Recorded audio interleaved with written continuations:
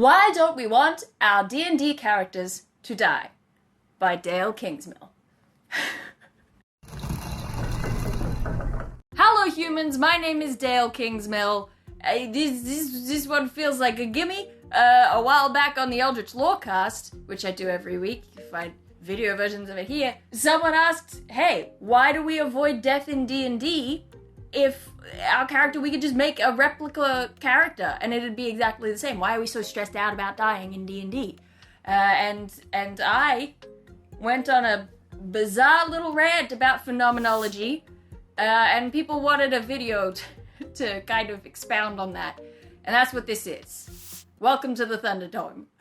So I guess the thesis statement of this whole thing is that D&D is a kind of virtual reality that enables us to access a psychic double with a lot of potential for cathartic attachment. So I'm gonna break that down. Let's start with D&D as virtual reality. When I use that term, virtual reality, I'm guessing that a lot of us are calling to mind images of like Ready Player One, Oculus Rift, Matrixian techno realms. What is real? How do you define real?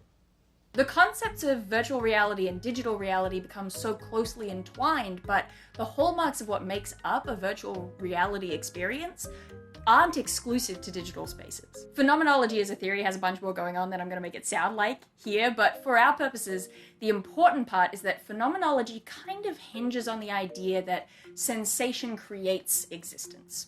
So if we take that old concept, I think therefore I am, the idea of that is that the only thing we can be sure isn't a dream or a simulation or whatever is ourselves. Not anything about ourselves, only that we exist. I think, therefore, I must exist. Phenomenology sort of takes that base idea and says that experience and existence create this feedback loop of beingness. This is maybe an imperfect example, but if you think like, I know that I am real, I feel the burn. If I am real and I feel the burn, then by extension, the fire that burnt me is effectively real as well. If you're talking about what you can feel, what you can smell, what you can taste and see, then real is simply electrical signals interpreted by your brain. So as we perceive the world, we create the world. Us experiencing things activates their realness, in a sense.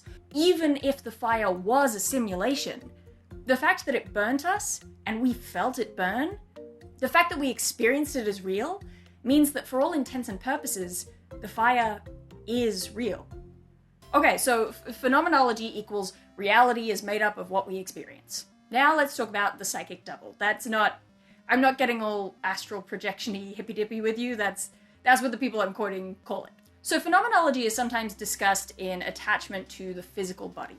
The argument being that if we didn't have a meat mech to pilot around, we wouldn't be able to access sensory experiences. I disagree with this. I would argue that there is a sort of phenomenal, but my hands just made a fart noise. This is going to be a great educational video. You're so welcome. I would argue that there's a sort of phenomenal body out there, which, while often described using physicalized language and bound up in physicalized ideas, isn't actually reliant on flesh to access sensation.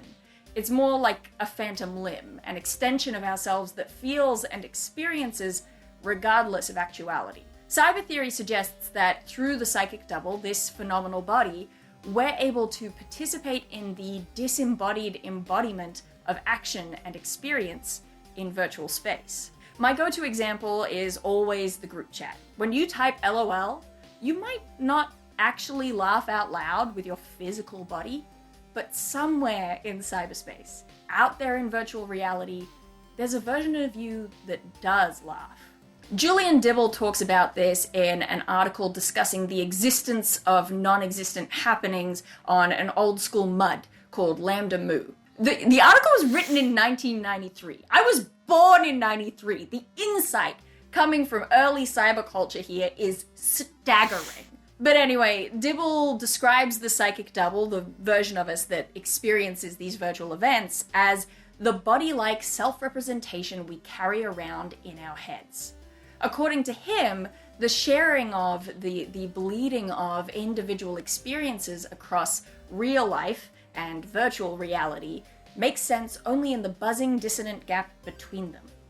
Basically, virtual experiences are neither exactly real nor exactly make-believe, but are nonetheless profoundly, compellingly, and emotionally true. What a quote! What impeccable word choice! This is going to come around again when we get to Aristotle, but for now, the point is that our psychic double, this phenomenal body, can experience things. And so we experience those things as if they were real. And as a result of that, they do, in a sense, become real. Is that it? Is this making sense? So to wrap back around to where we started, virtual reality isn't just digital spaces or the traditional idea of cyberspace. It's the place where the virtual self exists, that we make believe into existence. Dibble even specifically calls out a comparison between the cyber reality of Lambda Moo Chat and a free-form version of Dungeons and Dragons, he calls it. Okay, I've brought up Johann Huizinga before, and I saw about 1 million comments trying to figure out what I was saying and how to spell it. So if Editor Jack could do me a solid and chuck the name up on the screen with like a fancy little flourish, yeah, that'd be swell. Thanks, Jack. Thank you. So Johann Huizinga was a Dutch, I want to call him a cultural theorist? That feels right. He talked about many things, but my little tidbit that I cling to because I like it is the idea of the magic circle.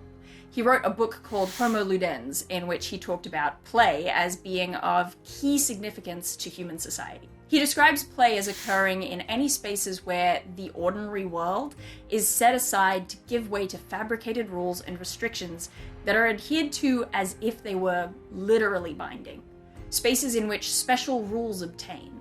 All are temporary worlds within the ordinary world, dedicated to the performance of an act apart. What he's saying is that society is made up of a bunch of different games that we all agree to play. There are arbitrary rules that we made up and decide to abide by, and people who don't abide by those rules are subjected to another societal game called the justice system or the court of public opinion. Whether those arbitrary rules are small scale or silly, like on Wednesdays we wear pink, or you should make eye contact when you're speaking to someone, or whether they're high stakes laws, like don't do murder.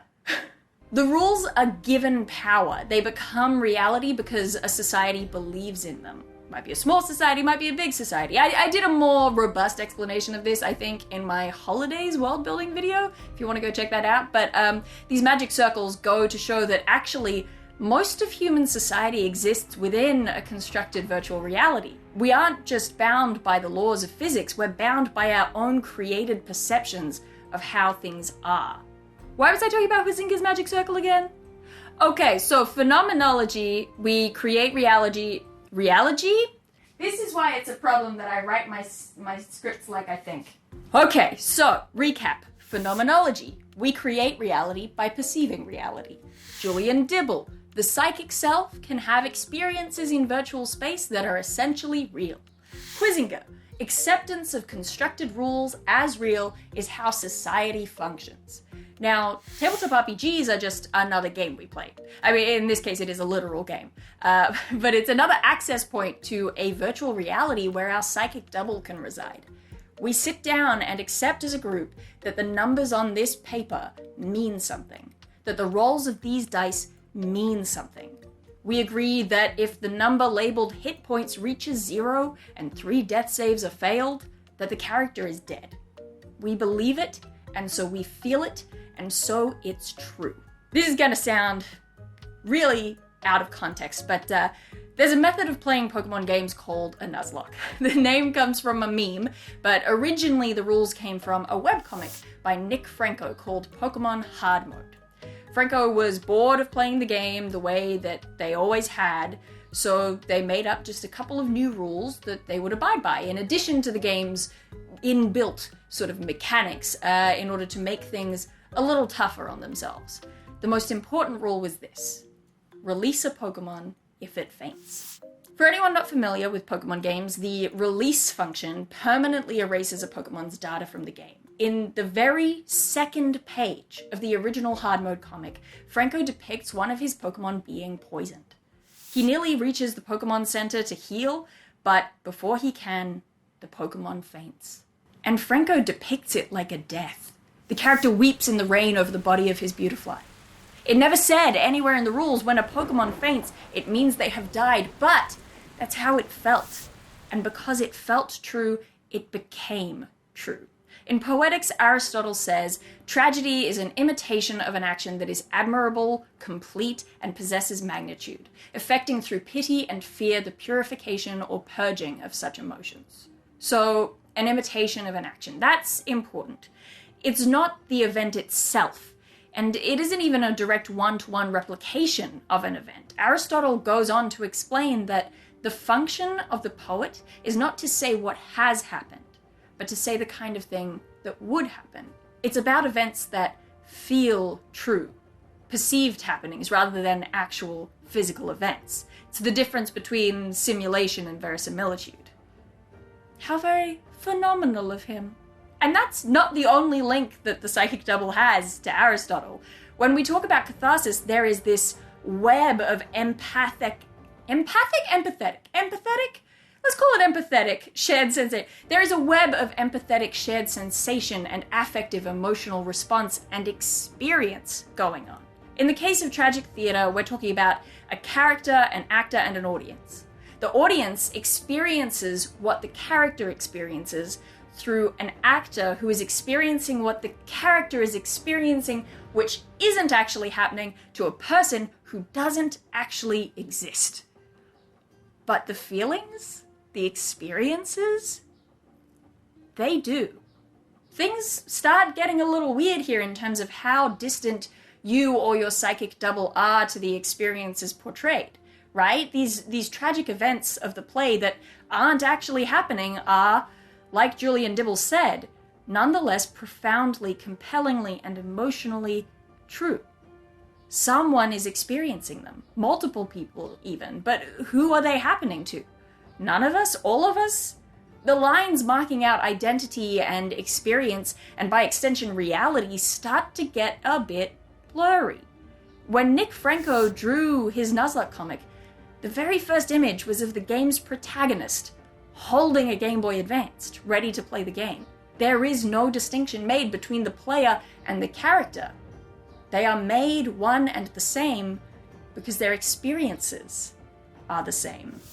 So when we play a game like D&D, when we speak for our characters, when we act according to the personal history that we wrote for them, when we accept that the roll of a die means the swing of a sword, and the subtracting of numbers means blood and broken bones, we are willingly placing ourselves, our psychic double, into a virtual reality where we accept the existence of death. We believe it into being. And when it happens, it feels like death. Our death. Even though our meat mech is fine, and we're at a table with friends eating pretzels and drinking Diet Coke, we just died.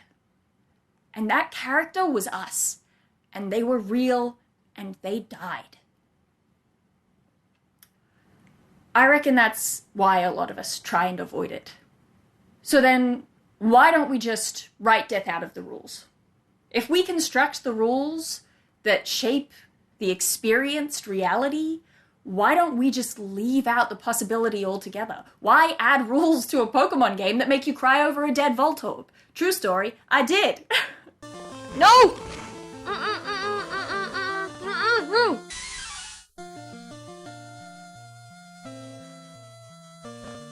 Aristotle said, effecting through pity and fear the purging of such emotions. Catharsis, to inelegantly boil it down, is the idea that you watch a sad play and it makes you feel sad. But that's good, because you were able to get the sad out in a context disconnected from your own life.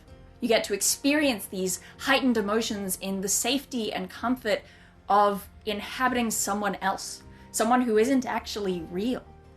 Or at least not always real. What I mean is the character doesn't have to go to work tomorrow, but you do, so better they be the one to experience the tragedy. Catharsis as a concept has been inherited throughout Western storytelling, and even though the genre trappings of tabletop RPGs trend towards happy endings, the phenomenological psychic doubling of the virtual reality within these tabletop RPGs doesn't just apply to negative emotions.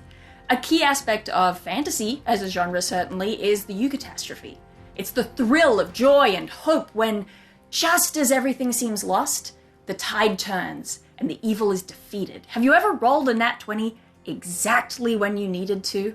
The cathartic attachment that we have to our characters gives us access to such a wide range of sincere emotional experiences that we might never manage to stumble across in our everyday lives. For some people, the risks inherent in that aren't worth the rewards, and that's totally valid. There are plenty of experiences that I don't ever want to have, even if they are only virtual. Plenty of tables do choose to take death off the menu. Screw catharsis. But I think sometimes, even though it still hurts in the virtual reality, sometimes we can feel that tragedy in this context can contribute to a beautiful story, a beautiful experience, a beautiful truth. So that was basically an essay on legs. An essay on legs? I don't think, no, okay, I'm leaving it. There are, of course, any bajillion number of ways that someone might be avoiding death in their tabletop RPG. Maybe it's a numbers thing. Maybe they just don't have the time to make a new character, like literally fill in a new character sheet, even if it is exactly the same numbers as before. I don't know your life, I don't know your story. But this is just my philosophical ponderance on the matter. I hope that you enjoyed it. I hope it made you think a thunk. I won't be addressing that phrase at this time. I'm also, right now, I'm trying to figure out, I saw on someone else's video, they said, like and subscribe, and the little buttons lit up when they said those words. And I'm trying to figure out how that happened, because I think that it's meant to be like a verbal thing. I think you say it and it happens. So this is me testing that. Like the video, subscribe to the video. I'm on social media, you can find me at the links below. Apart from that, I do believe that's it. I'm done. Email this to your grandma, and I'll see you next week with whatever I come up with.